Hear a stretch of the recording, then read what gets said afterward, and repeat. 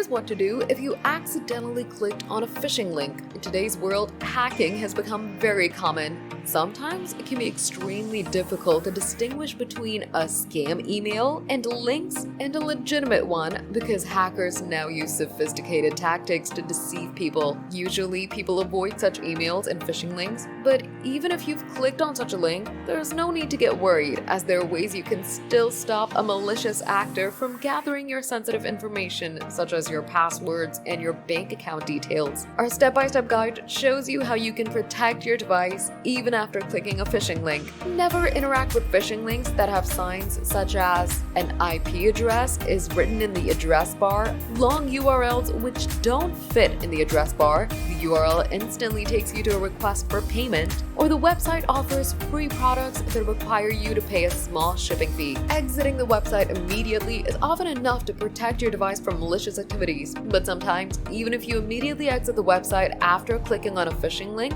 follow these steps to protect your device.